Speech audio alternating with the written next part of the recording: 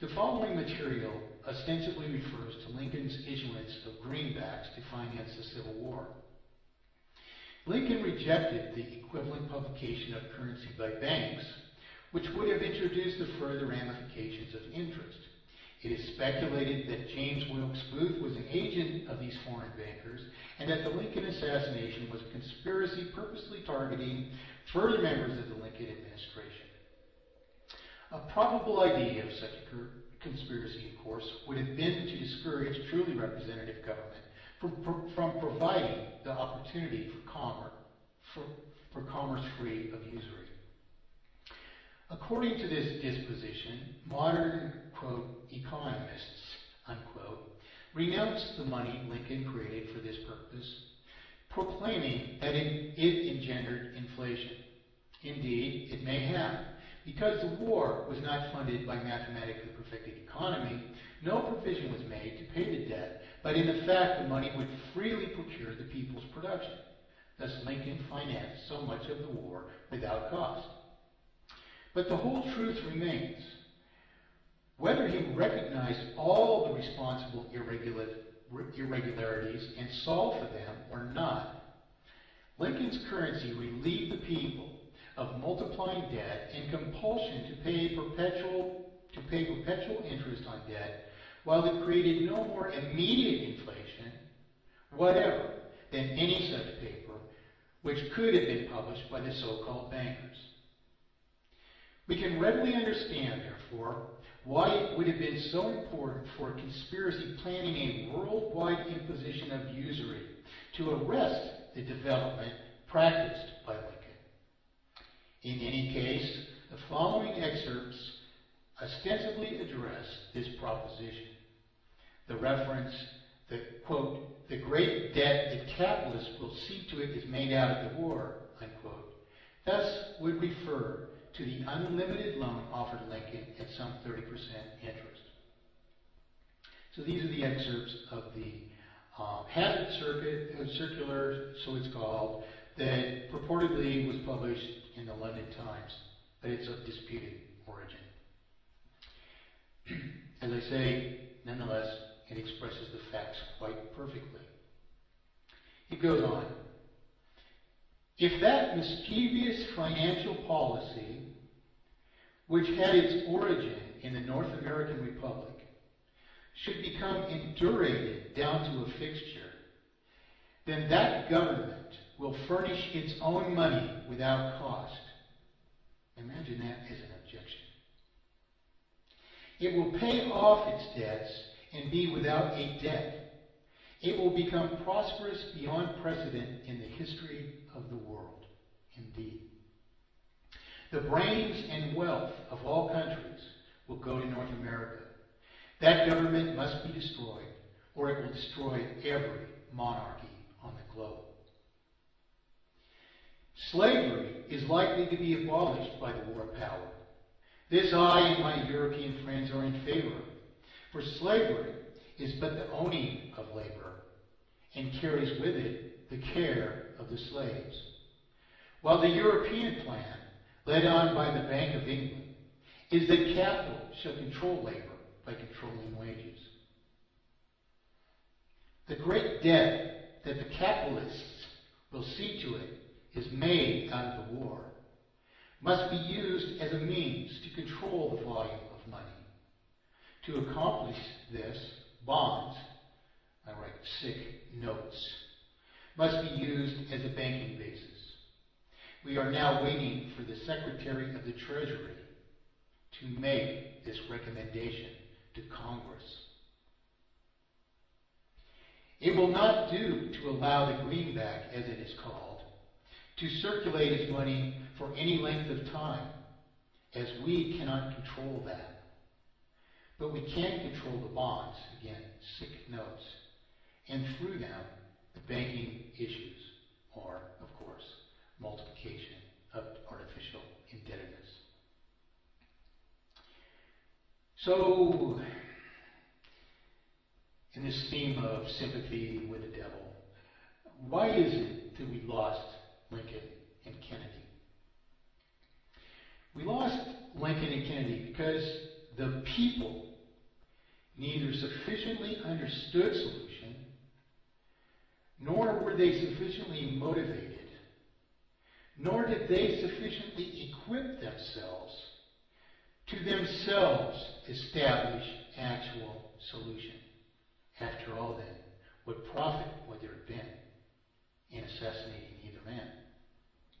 Now, I don't, of course, know that this coincidence that each of them were terminated upon the heels of rather significant monetary innovation amounts to the fact that indeed they were assassinated by the so-called financial community, whatever you want to call them. So this paper that I wrote, how the Federal Reserve caused the first Great Depression, and we might examine, the history between the death of Lincoln and the creation of the Federal Reserve, just briefly at least. It was one of tremendous turmoil. And in the early 1900s, what was going on is vacillations in circulation, which we can, think simplistically might have been resolved by banking regulation or some damn thing like that, as if, you could eradicate the effects of interest by somehow regulating that banks don't loan us so much money when it's impossible even to maintain a vital circulation without perpetually borrowing principal and interest back into circulation, what I call reflation, as an ever greater debt perpetually increased by so much as periodic interest on an ever greater debt at an ever escalating rate, then increasing the sum of artificial indebtedness until we have terminal failure. Well, what banks do or did back then is they would loan money into circulation to, all this industrial expansion. And what would happen is, the industry and its markets would be dependent on that circulation, and it would be paid out of circulation, and they would have to borrow more back into circulation, so their debts went up, and then they get to a certain point. And what happens is, they won't be able to service their debt. So if you enforce this purported idea of regulation upon, the subject market and industry, or commerce, we might call it all together collectively properly. If we enforce this idea of regulation on them, what do you force? You say, oh, you can't borrow any more money. You're borrowing too much money. Your debts are too great. You're going to collapse. We can see that. Not why. We can't see why, but we can see that it's escalating in such a way. So we prevent you from borrowing, which means we pay the money out of circulation, but can't borrow back into circulation. So the circulation deflates, and then the industry and commerce collapse, and you have the very thing that you couldn't prevent because it's the fundamental obfuscation of the currency, the lie that's meant to steal from us, which is at fault. We have to fix that thing. Now, we have to understand that so what happened is the banks owning the papers, and these guys with the money own all the things, and they're the ones who most need to proliferate propaganda. And so they promote the idea that banking regulation is the very thing that can't solve anything, but it allows the 12 biggest banks to be consolidated under one group of 12 private corporations with a falsified name, Federal Reserve, which promises to solve all the things it can only cause and precipitates the world's first Great Depression a mere 15 years after it begins or is instantiated, because it can only cause those things. Now, there, in this paper that I wrote, Mathematic Proof the Federal Reserve caused the first Great Depression, and basically it's an example of how this process occurs.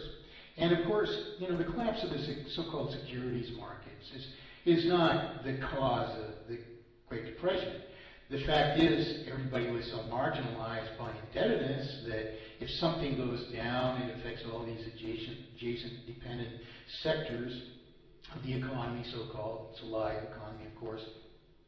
And so the adjacent sectors go down. They don't receive, payment of the bills and so on and so forth, and you know, the whole thing comes down like a house of cards. Well, the thing that's important to understand is at the bottom of it is this fundamental process, you know, which is this obfuscation of the currency that inherently and irreversibly, so long as we maintain a vital circulation, the process is irreversible. So this irreversible process of reflation, of borrowing back into circulation, the principal and interest that we're paying out of circulation, to maintain a vital circulation, perpetually multiplies debt into failure. Now, if you see the housing market collapse, or you see the securities market collapse, is that the cause of this? No. It's a consequence of this. And that's what we have to understand. So, I was sent an article here, evidently it's by Paul Craig Roberts. I didn't receive the source of it.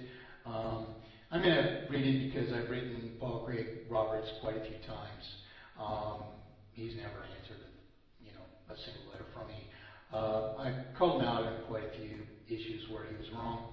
And I really haven't prepared to analyze this in front of you, but nevertheless, it's an example of, you know, the kind of, you know, literature that we're surrounded by right now. And it may be a better or worse example of it. We'll soon find out. I'll just read this quickly if I can. It's dated 5 November 2010, Kingston, New York. In an effort to, does the Federal Reserve know what it is doing? Is evidently the title of it. This was Skyped to me late last night. In an effort to stimulate the economy, the Federal Reserve is attempting to drive exceedingly low interest rates yet lower by purchasing $600 billion more of Treasury debt by June of next year. Okay, one sentence. Sorry, folks. He's wrong. As I explained to the Reagan administration, they weren't going to have to. They couldn't maintain elevated rates of interest. In the models that I provided the Reagan administration, which projected in 83 and 84 that this lion economy would fail approximately 2010, I provided logic which necessarily reduced the interest rates. The interest rates, they're not driving them down. They have no alternative but to reduce them because the sum of interest that we're paying on this sum of debt, which is escalating at just a phenomenal rate, is too much for us to afford. So that we can hopefully stay on this side of the line of failure, the rates have to be reduced. But once they get down near zero, all the money that's committed at higher rates is still being paid out of circulation. We've exceeded our creditworthiness, and that's the main factor that breaks us. Once we exceed our creditworthiness, our goose is cooked. We can't afford to borrow anything more on any rate of interest because even if our further payments are only principal, they're beyond what we can afford. That's when we fail. That's when the whole thing comes down. So this is just preposterous. Sorry, Craig, you know, not deep enough. Can't help us. He says, in an effort to stimulate the economy.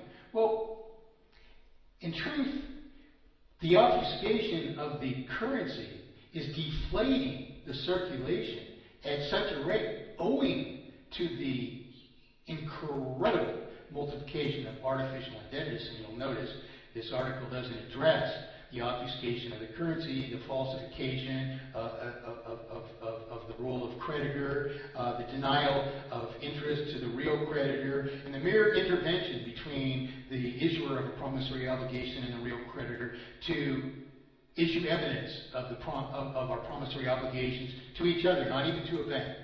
None of these issues are even addressed in this article. How can it possibly help us? Okay? So he's wrong on these things. But understanding them, we can see this right away in this article as I am right now. I didn't have time to read this carefully last night. And hopefully I saw a few things in I thought might be worthwhile, you know, reading it today. And I'm going to go ahead and do it anyway because we've gotten somewhere. In an effort to stimulate the economy, why do they have to stimulate it if they just fixed it? You know, of course, Bush was saying he fixed it in his first term, and he was saying he fixed it in his second term. Obama's been claiming that it's on the road to recovery now, and it can't. This is what Kondraty had a pattern to observe. This is a process of irreversible process.